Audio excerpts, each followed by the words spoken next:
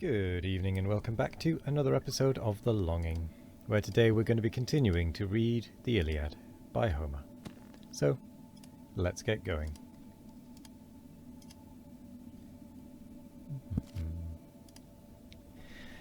Near Ilyssus' tomb, in order ranged around, the Trojan lines possessed the rising ground.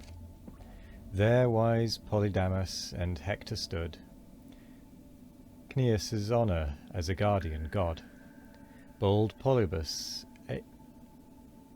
Agenor the divine, the brother warriors of Antenor's line, with youthful Acamas, whose beauteous face and fair proportion matched the ethereal race.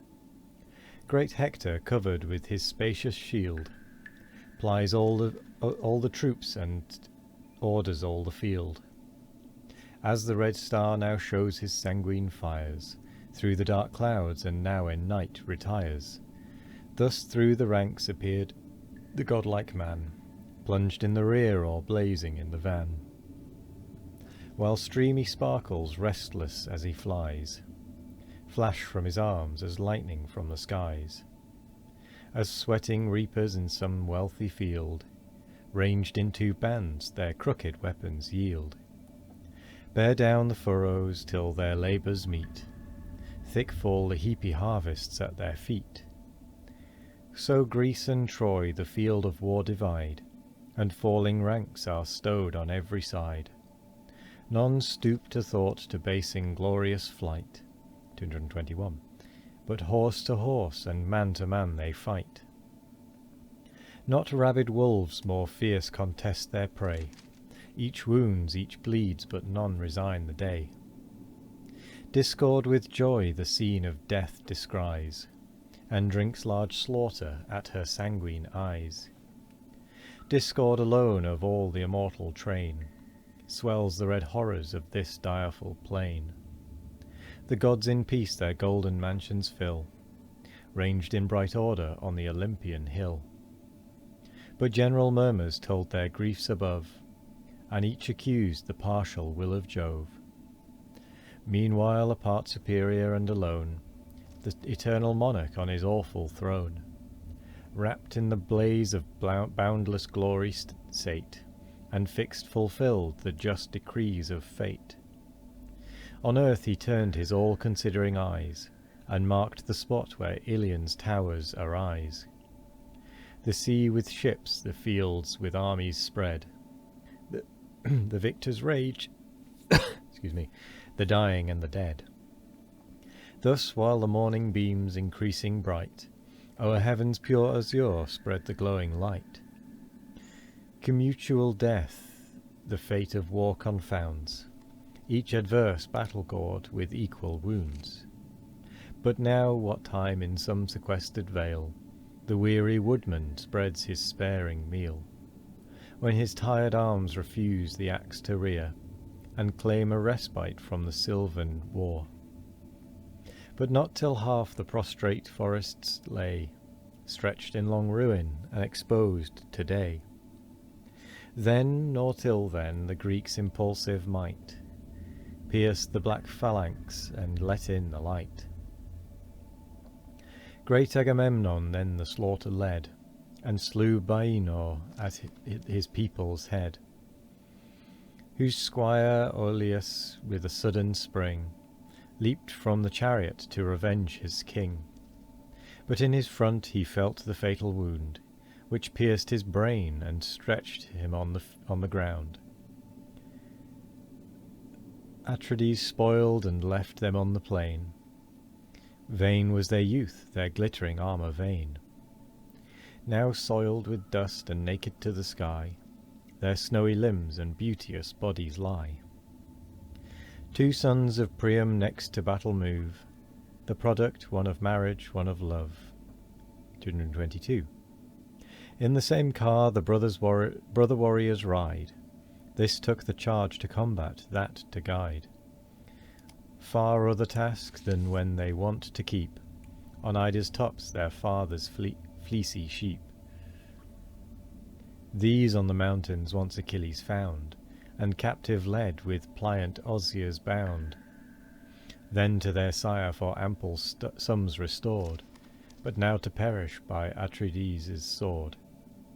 Pierced in the breast, the base-born Aesus bleeds. Cleft through the head, his brother's fate succeeds. Swift to the spoil the hasty victor falls, and stripped their features to his mind recalls. The Trojans see the youths untimely die, but helpless tremble for themselves and fly. So when a lion ranging o'er the lawns finds on some grassy lair the crouching fawns, their bones he cracks, their reeking vitals draws, and grinds the quivering flesh with bloody jaws. The frighted hind beholds and dares not stay, but swift through rustling thickets bursts her way. All drowned in sweat the panting mother flies, and the big tears roll trickling from her eyes. Amidst the tumult of the routed train, the sons of false Antimachus were slain. He who for bribes his faithless counsels sold, and voted Helen's stay for Paris's gold. Atrides marked as these their safety sought, and slew the children for the father's fault.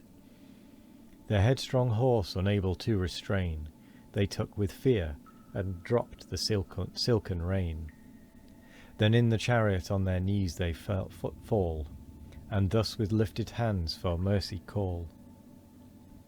O spare our youth, and for the life we owe, Antimachus shall copious gifts bestow. Soon as he hears that not in battle slain, the Grecian ships his captive sons detain. Large heaps of brass in ransom shall be told, and steel well tempered, and persuasive gold. These words attended with the flood of tears, the youths addressed to unrelenting ears. The vengeful monarch gave this stern reply: If from Antimachus ye spring, ye die. The daring wretch who once in council stood, to shed Ulysses's and my brother's blood, for proffered peace and sues his seed for grace, no, die and pay the forfeit of your race.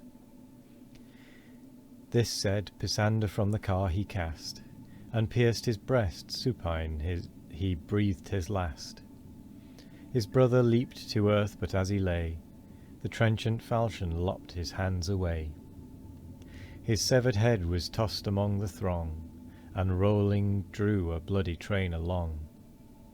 Then where the thickest fought the victor flew, the king's example all his Greeks pursue. Now by the foot of the flying foot were slain, horse trod by horse lay foaming on the plain. From the dry fields thick clouds of dust arise, shade the black host and intercept the skies. The brass-hoofed steeds tumultuous plunge and bound, and the thick thunder beats the labouring ground. Still slaughtering on the king of men proceeds, the distanced army wonders at his deeds. As when the winds with raging flames conspire, and o'er the forests roll the flood of fire. In blazing heaps the grove's old honours fall, and one refulgent ruin levels all. Before Atrides' rage so sinks the foe, whole squadrons vanish and proud heads lie low.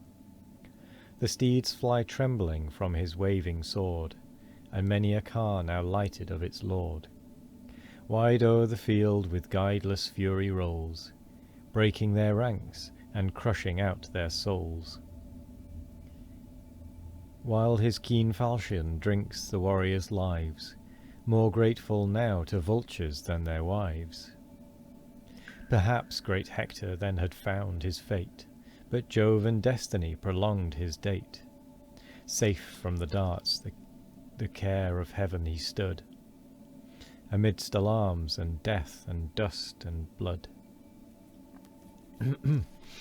And with that, we are quite nicely at the end of the episode. We're definitely not going to get into the next page, because who knows, that one could go on another 2 pages.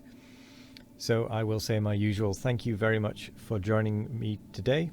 I hope you all have a wonderful morning, evening, afternoon, or night. No matter what time of day it is, I hope you all have a wonderful one of it. And as always, we will be back tomorrow for more of The Longing. Goodbye.